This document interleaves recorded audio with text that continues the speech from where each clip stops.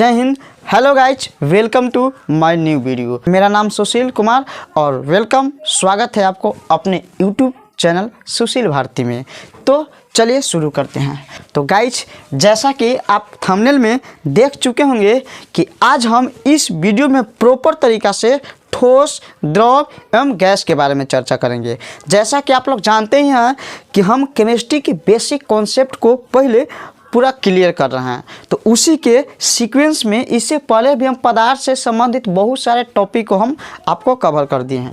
आज के वीडियो में सिर्फ हम ठोस के जो मुख्य 3 गो प्रकार होता है, जिसे ठोस, द्रव एवं गैस कहते हैं, उन्हीं तीनों के बारे में हम चर्चा करेंगे। सबसे पहले पदार्थ किसको कहते हैं? तो जैसा कि पहले वीडियो से आपको बताते ही आ रहा है कि पदार्थ दुनिया के हर वो चीज़ जो स्थान गिरता है, जो विरोध उत्पन्न करता है, जिसका द्रव्यमान होता है, सब को हम पदार्थ कह सकते हैं। यहाँ तक कि हम आप जो भी इर्द गिर्द देखते हैं, चाहे सदृश हो या फिर असदृश हो, सब पदार्थ के अंतर्गत आता है। ताकि आप जानते ही हैं कि पदार्थ के मुख्यतः 3 अवस्था होता है: ठोस, द्रव एवं गैस। इधर देखिए गुण लिखे हुए हैं। इस वीडियो में हम आपको पदार्थ के 10 गुण बताएंगे और 10 के मतलब पदार्थ में ठोस, द्रव एवं गैस के 10 गुण और 10 गो अंतर समझाने वाला है। तो आप बेहिचक इस वीडियो को स्किप न करेंगे, कंटिन्यू देखिए, आपको मज़ा आ जाएगा वीडियो के लास्ट में। तो सबसे पहले हम यहाँ पे ठोस, द्रव एवं गैस के अणुओं के बारे में बात किए हैं, क्योंकि आप जानते हैं कि जो पदार्थ होता है उसके सूक्ष्मतम कण को अणु कहते हैं और तत्वों के सूक्ष्मतम कण को परमाणु कहते हैं। तो हम पदार्थ के वर्गीकरण कर रहे हैं, तो उसका जो सबसे छोटा पार्ट्स है, माने जो कोई भी पदार्थ को यदि तोड़िएगा तो सबसे छोटा टूटेगा ना, जो बचेगा, जो बनेगा, ओकरे बोलते हैं अणु। मतलब अणु के मिलने से क्या बना है? पदार्थ।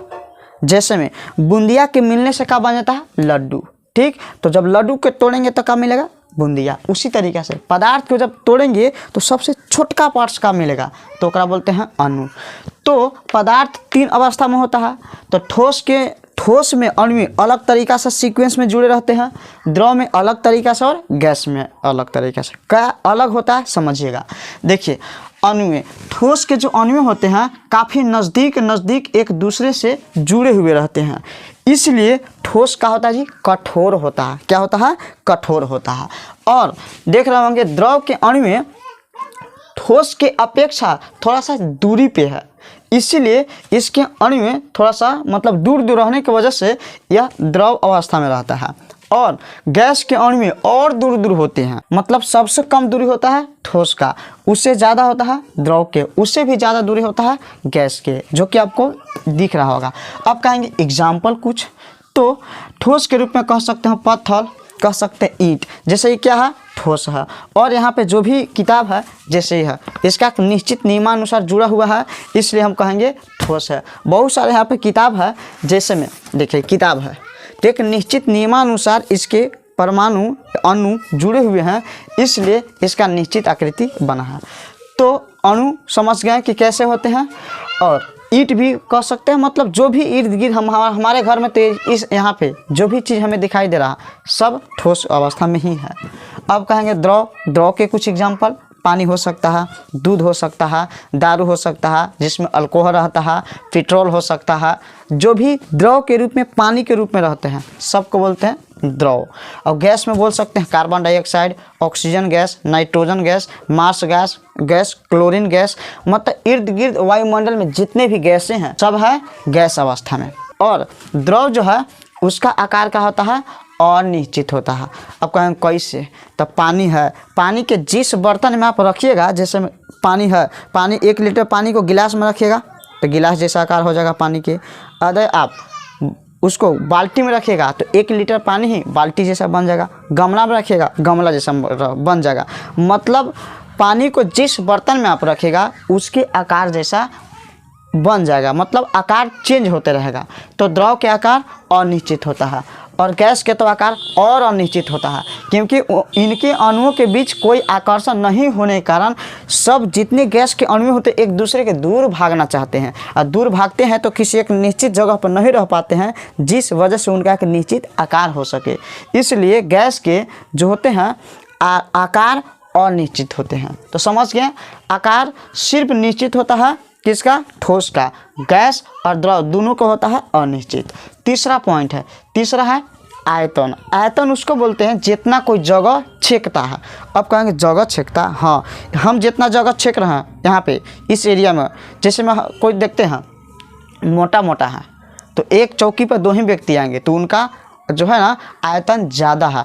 पतला पतला 3 गो लड़के हैं तो एक चौकी पर 3 गो आ जाएंगे तो उनका जो है आयतन कम है। जैसे में एक कुर्सी है, ठीक, एक कुर्सी पर 2 गो छोटका बच्चों अट जाएगा, माने आ जाएगा, लेकिन बड़ा एक व्यक्ति मोटे हैं तो नहीं आ पाएंगे। जो मोटा है व्यक्ति उनका आयतन ज़्यादा है, जो पतला है उनका आयतन कम है। मतलब समझ गए, आयतन कहने का मतलब वॉल्यूम, कितना फैल है। तो अब बताइए, आयतन जो होता है ठोस के निश्चित होता है कि कितना ही आयतन छके, मतलब कितना जगह छेकेगा, ये फिक्स है। कहीं भी ले जाएंगे तो क्या इसमें चेंजिंग होगा कि आज यहाँ है कम जगह छेका, हम दूसरा घर में ले जाएंगे तो ज़्यादा जगह छेकेगा। एक फिक्स जगह एरिया को छेकता है। उसी तरीके से ईंटा है, पत्थर है, सब उसका एक एरिया फिक्स है कि कितना जगह छेकेगा। बाकी जो पानी और दूध ये भी द्रव अवस्था में है, इसका भी जो होता है आयतन निश्चित होता है। जैसे में पानी के कहीं भी ले जाइए, 1 लीटर पानी है तो 1 लीटर ही रहेगा, भले आकार चेंज हो रहेगा बर्तन में रखिएगा तो, लेकिन जिस बर्तन में रखिएगा उसमें उसका जो मात्रा चेंज थोड़ी होगा। 1 लीटर है तो 1 लीटर ही रहेगा। तो उसका जो होता है आयतन निश्चित होता है। किसका, तो द्रव का। और गैस का न तो आकार और आयतन दोनों अनिश्चित होता है, क्योंकि यदि किसी जो गैस को किसी बर्तन में रखिएगा ना तो यहाँ पे स्थिर नहीं रह पाता है। पानी के रखिएगा तब तो इसमें रह जाएगा नीचे, इसलिए निश्चित रहेगा आयतन, लेकिन गैस को उड़ जाएगा। छोटा बर्तन में रखिएगा छोटा बर्तन में सगरों फैल जाएगा, बड़ा बर्तन में रखिएगा बड़ा में फैल जाएगा, किसी घर में छोड़ दीजिएगा पूरा घर में फैल जाएगा। तो फिक्स तो नहीं है कि कितना जगह। 1 लीटर ही गैस को आप छोटा बर्तन में रखिएगा तो छोटा बर्तन में आ जाएगा, बड़ा बर्तन में रखिएगा बड़ा बर्तन में पूरा फैल जाएगा, पूरा घर में छोड़ दीजिएगा पूरा घर में फैल जाएगा। मतलब न तो आकार निश्चित है गैस का और न तो आयतन निश्चित है। समझ गए कहने का अर्थ। चलिए चौथा पॉइंट देखिए, अंतराणविक स्थान, जिसे अंतराणविक दूरी भी कहते हैं। मतलब 2 अणुओं के मध्य की दूरी को कहा जाता है अंतराणविक स्थान या अंतराणविक दूरी। जैसे एक अणु है, एक इहो अणु है, तो 2 अणुओं के बीच के दूरी के अंतराणविक स्थान कहा जाता है। तो बताइए, तो अंतराणविक स्थान सबसे कम किसका है? तो देखिए, तो 2 अणुओं के बीच का स्थान सबसे कम ठोस का, उससे ज़्यादा दूरी है द्रव के, उससे भी ज़्यादा स्थान है गैस का। तो देखिए यहाँ सीक्वेंस में लिखा गया है अंतराणविक स्थान मतलब ठोस, द्रव एवं गैस। तो सबसे ज़्यादा अणुओं के बीच जो दूरी स्थान ज़्यादा किसका है? गैस के। उससे कम किसका है? द्रव के। उससे भी कम किसका है? ठोस के। इसका सिंबल का मतलब समझते होंगे, जिधर मुंह बंद है वो छोटा है, जिधर मुंह बड़ा है वो मतलब बड़ा है। जिसका आप ऐसे भी समझिए, कोई के मुंह बड़ा होगा मतलब बड़ा है, छोटका लड़कन का मुंह छोटा होता है तो छोटा है, बड़का व्यक्ति जो है उनका मुंह बड़ा हो जाता है तो कहने का मतलब बड़ा है। तो मुंह बड़ा मतलब वो ऑटोमेटिक वो बड़ा है, जिधर बंद है वो मतलब छोटा है। तो अंतराणविक स्थान माने 2 अणुओं के मध्य के जो स्थान है सबसे कम ठोस में और सबसे ज़्यादा गैस में, जो कि यहाँ देख भी रहे होंगे। सबसे ज़्यादा अंतराणविक दूरी किस में है? गैस में। सबसे कम किस में है? ठोस में। आई होप आप समझे होंगे। इसके बाद अंतराणविक आकर्षण। आप जानते हैं कि दुनिया के जितना भी पदार्थ है सबके बीच आकर्षण के गुण होता है। मतलब सभी पदार्थ एक दूसरे को खींचने के गुण पाया जाता है सभी पदार्थ में, जिसे हम चुंबकत्व के गुण कहते हैं। जितना भी पदार्थ है सब में चुंबक के गुण पाया जाता है। दुनिया के जितने भी पदार्थ हैं सब में चुंबक के गुण पाया जाता है। इसीलिए जो है अंतराणविक आकर्षण माने 2 अणुओं के मध्य आकर्षण सबसे ज़्यादा किस में होगा? तो आप जानते हैं कि नज़दीक रहेंगे, नज़दीक से खींचेंगे तो ज़्यादा आकर्षण, दूर कोई वस्तु है उसको खींचेंगे तो कम आकर्षण होगा। तो इन दोनों अणुओं के बीच आकर्षण ज़्यादा होगा कि इन अणुओं के बीच आकर्षण होगा? जाहिर सी बात है, जो नज़दीक होगा वो एक दूसरे के नज़दीक खींचेगा। चलिए सिंपल सी भाषा में समझाते हैं। 2 चुंबक है, ई अभी चुंबक है, दोनों इतना दूरी पे है, अभी दोनों चुंबक इतना मान के चलते जितना गोल बना है सब एक दूसरे के चुंबक है। नज़दीक वाला चुंबक ज़्यादा खींचेगा कि दूर वाला चुंबक ज़्यादा खींचेगा? सब लोग आप बता सकते हो कि जो दूर है वो कम खींचेगा, ज़्यादा है वो माने जो नज़दीक है वो ज़्यादा खींचेगा। तो देखिए जो ठोस के आणविक में जो आकर्षण का गुण होता है सबसे ज़्यादा होता है। अंतराण्विक आकर्षण ठोस में सबसे ज़्यादा, द्रव में उससे भी कम और गैस में सबसे कम होता है, क्योंकि गैस के अणु में काफ़ी दूर दूर होते हैं जिस वजह से आकर्षण कम कर पाते हैं। Okay done. चलिए अगला देखिए छठा, गतिज ऊर्जा। गतिज ऊर्जा मतलब कि गति करने के जो गुण होता है उसी को बोलते हैं गतिज, और उससे जो ऊर्जा निकलता है उसी को बोलते हैं गतिज ऊर्जा। कौन ज़्यादा गति करेगा? जो ज़्यादा गति करेगा अणु उसमें गतिज ऊर्जा ज़्यादा होगा। जो कम ऊर्जा मतलब कम गति करेंगे उसमें गतिज ऊर्जा कम होगा। जैसे एगो ट्रक और ट्रैक्टर में चाल कराया जाएगा मतलब रेस रहेगा, तो कौन ज़्यादा गति करेगा? ट्रेन ज़्यादा गति करेगा, ट्रक ज़्यादा गति करेगा। तो ट्रक और ट्रैक्टर में ट्रक की गति ज़्यादा होगा तो गति ऊर्जा भी ज़्यादा, जिसका गति कम उसमें ऊर्जा कम होगा। तो अब बताइए इनके अणु में काफ़ी नज़दीक नज़दीक हैं तो आकर्षण ज़्यादा होगा। जब आकर्षण ज़्यादा होगा तो क्या गति कर पाएंगे? ठोस के अणु नहीं गति करेंगे, और जब गति नहीं करेंगे तो गतिज ऊर्जा भी कम होगा। ओके अब बताइए द्रव गैस के अणु में जो होते हैं काफ़ी दूर दूर होते हैं, एक दूसरे के आकर्षण गुण का जो प्रभाव इन पर काफ़ी कम पड़ता है। दूर होने की वजह से एक दूसरे का आकर्षण कम करते हैं तो गति स्वतंत्र रूप से करते हैं। जैसे में यहाँ पे कोई गैस के छोड़ देंगे तो क्या सीमित यहीं पे रहेगा? सभी जगह फैल जाता है। मानो गति ज़्यादा करेंगे, और जब गति करेंगे तो ऊर्जा उत्पन्न होंगे। तो समझ गए होंगे अणु दूर दूर गति ज़्यादा करेंगे तो गति ऊर्जा ज़्यादा, नज़दीक है गति कम करेंगे गति ऊर्जा कम है। तो देखिएगा गतिज ऊर्जा ठोस के सबसे कम होता है और गैस के सबसे ज़्यादा होता है। गैस ज़्यादा गति करेंगे और ठोस कम गति करेंगे। तो छठा पॉइंट भी आपका हो गया क्लियर। अब देखिए सातवां है विसरण के गुण। विसरण माने होता है फैलना। विसरण माने क्या होता है जी? फैल जाना। तो आप बताइए तो हम ठोस द्रव्य गैस के किसी एक मतलब घर में रूम में रखते हैं तो कौन फैल जाएगा ज़्यादा? कोई भी आदमी लोह से लोह बता देगा कि गैस जो होता है पूरा रूम में फैल जाएगा, और कुछ द्रव उससे कम द्रव फैलेगा, और ठोस तो जहाँ रखेगा वहीं रहेगा। अर्थात ठोस थोड़ा सा भी नहीं फैलेगा, जहाँ छोड़ दीजिएगा वही जगह रहेगा। लेकिन गैस को आप किसी रूम में छोड़ते हैं, देखते हो ना सिलेंडर गैस में थोड़ा सा भी लीक करता है तो पूरा गैस सभी जगह रूम में फैल जाता है।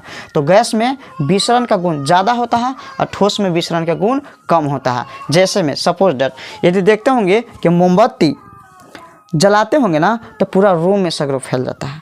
किस वजह से? मोमबत्ती से जो धुआं निकलता है गैस सभी जगह फैल जाता है। गैस के माध्यम से उसका गंध एक जगह से दूसरे जगह चला जाता है, तो उसी को बोलते हैं विसरण। विसरण के कारण ही गंध जो होता है एक जगह से दूसरे जगह जाता है, और माध्यम कौन होता है जी? वायु होता है, जिसे गैस कहते हैं। तो विसरण का गुण सबसे ज़्यादा किस में पाया जाएगा? गैस में, उससे कम द्रव में, और सबसे कम ठोस में। मतलब फैलेगा नहीं, जहाँ रहेगा उस जगह चुपचाप रहेगा, अणु इधर उधर छितराएंगे नहीं। ओके चलिए अब देखिए ससंजक बल। दो समान परमाणुओं के मध्य जब आकर्षण होता है तो ओकरा बोलते हैं ससंजक बल। जैसे में ठोस ठोस के बीच आकर्षण, द्रव द्रव के बीच आकर्षण, और गैस गैस के बीच, माने समान परमाणुओं के मध्य यदि आपस में जोड़ेंगे तो उससे जो बल उत्पन्न होगा उसी को बोलते हैं ससंजक बल। ठीक, जैसे में ई भी है ठोस, ई भी है ठोस, दोनों के मध्य एक तरह से खींचेंगे। या फिर मतलब आप खुद सोचिए द्रव द्रव अणुओं के बीच ज़्यादा बल लगता है कि गैस गैस अणुओं के मध्य कि ठोस ठोस अणुओं के मध्य? क्योंकि ठोस में जो है ना अणु में नज़दीक नज़दीक रहते हैं, जिस वजह से एक अणु दूसरे अणु के प्रबल बल से खींचते हैं, इसीलिए कह सकते हैं ससंजक माने समान अणुओं के मध्य लगने वाला बल। तो सबसे ज़्यादा किस में होता है? ठोस में। देखिए तो ये पदार्थ है, ये भी पदार्थ है, समान परमाणु है, और समान परमाणु के मध्य लगता है ससंजक, और असमान परमाणु के मध्य लगता है असंजक। समझ रहे होंगे? तो आप खुद समझ रहे होंगे कि ठोस के नज़दीक होने के कारण समान अणुओं के मध्य आकर्षण ज़्यादा होगा, बल ज़्यादा लगेगा। गैस दूरी है इसलिए बल उसमें कम लगेगा। तो ससंजक बल ठोस में सबसे ज़्यादा, मतलब ठोस ठोस के मध्य सबसे ज़्यादा, उससे कम द्रव द्रव के मध्य, और सबसे कम होता है गैस गैस के मध्य सबसे कम होता है। कौन सा बल जी? ससंजक बल। अब देखिए अगला पॉइंट क्या है? घनत्व। घनत्व कहे के मतलब आप समझ रहे हैं? घनत्व माने होता है घाना, घाना माने समझ रहे हैं, देखते हैं ना कोई जंगल ज़्यादा घना है, घास ज़्यादा घना है, कोई कहते हैं जंगल घना है, कोई छिछला है। घाना मतलब कि प्रति एकांक आयतन में या एरिया में कितना वहाँ पे पेड़ पौधा है। जितने पेड़ ज़्यादा रहेंगे कम जगह पे तो जंगल घना होगा, अब पेड़ दूर दूर रहेंगे तो बोलते हैं जंगल तो छिछला है। एकरा मतलब कि अणु यदि नज़दीक नज़दीक होंगे तो घाना ज़्यादा होगा, घाना ज़्यादा होगा तो कठोर होगा। तो बताइए तो कौन के अणु नज़दीक नज़दीक है माने घाना ज़्यादा है। देखिए नज़दीक है पूरा जंगल घाना है, उससे कम ई है, उससे भी कम गैस के अणु है। तो आप खुद सोचिए सबसे ज़्यादा घना तो किसका होगा जी, तो सबसे ज़्यादा घना तो ठोस का, उससे कम द्रव का और उससे कम गैस का। ओके, अब देखिए घनत्व के मतलब भी समझ गए होंगे। और 10वां फर्स्ट एंड लास्ट क्या चीज़ है जी, प्रत्यास्था गुणांक। प्रत्यास्था गुणांक उसको बोलते हैं जिसके इंग्लिश में इलास्टिसिटी कहा जाता है। मतलब कि जब आप उस पर बल लगाइएगा तो उसमें परिवर्तन हो जाएगा और उस परिवर्तन का विरोध करेगा। जैसे आप उसको छोड़िएगा तो पुनः पहले वाला अवस्था में आ जाता है। जैसे आप स्प्रिंग को तानिएगा, स्प्रिंग के तानिएगा तो विरोध करेगा, ताने नहीं देगा, लेकिन उससे ज़्यादा आप बल लगाइएगा तो स्प्रिंग तना जाएगा। लेकिन जैसे आप बल छोड़ते हैं तो पुनः पहले वाला अवस्था में आ जाता है। उसी को बोलते हैं हम लोग कौन सा बल जी, प्रत्यास्था, मतलब उसी को प्रत्यास्था कहा जाता है। तो आप समझ गए होंगे प्रत्यास्था मतलब कि आप रबड़ की गेंदा देखिए, उसको चापिएगा तो चपा जाएगा, लेकिन छोड़िएगा तो पहले जैसा हो जाएगा। तो उसी को कहा जाता है प्रत्यास्था। या फिर रबड़ को तानिएगा, गुलेल देखते होंगे तानते हैं तो विरोध करेगा कि नहीं हम नहीं तनाएंगे, लेकिन उससे ज़्यादा बल लगा के आप तानिएगा तो तान सकते हैं, लेकिन जैसे आप छोड़िएगा तो पहले वाला अवस्था में आ जाएगा। उसी को बोलते हैं प्रत्यास्था। तो आप बताइए सबसे बेसी किसको तान सकते हैं, किसको तान सकते हैं, माना प्रत्यास्था माने सबसे बेसी जो है तान्यता का गुण किस में पाया जाता है। तो आप जाहिर सी बात है किसको तान सकते हैं ज़्यादा, तो ठोस के तान सकते हैं, उससे कम किसको, द्रव के, और सबसे कम किसको तान सकते हैं, गैस के, क्योंकि उनके अणु आप तान ही नहीं सकते हैं। प्रत्यास्था का गुणांक सबसे कम उसमें होता है, इसलिए तन्यता का गुण सबसे कम होगा गैस में और सबसे ज़्यादा होगा ठोस में। तो आई होप देखिए पूरा सीक्वेंस में हम आपको लिख दिए हैं, इसका आप स्क्रीनशॉट लीजिए और इसको याद करने में आपको बहुत ही आसानी होगा, क्योंकि ये 10 के 10 एग्ज़ाम में किसी न किसी रूप में आपको 1 या 2 नंबर कंपटीशन एग्ज़ाम में भी आ जाता है। तो आई होप आपको यह पूरी अच्छी तरीक़े से समझ में आया होगा, पूरे एक एक वर्ड के बारे में। ऐसा नहीं कि कोई वर्ड आपको यूं ही लिख के बता दिया गया। तो यदि वीडियो आपको अच्छा लगा होगा तो प्लीज़ वीडियो को लाइक एवं अपने दोस्तों के बीच शेयर करें। देखिए आपके लोग के नाम लेते ही लाइन आ गया, लाइन नहीं है फिर भी हम आप लोग के मतलब वीडियो बना रहे हैं ताकि आपको किसी वजह से दिक्कत ना हो केमिस्ट्री में। तो चलिए आई होप यह हमें आशा नहीं बल्कि पूर्ण विश्वास है कि ठोस, द्रव एवं गैस में आप किसी को भी इसमें 10 अंतर बता सकते हैं। तो चलिए मिलते हैं इसी तरीक़ा से किसी और नए वीडियो में, तब तक के लिए जय हिंद, बेस्ट ऑफ लक।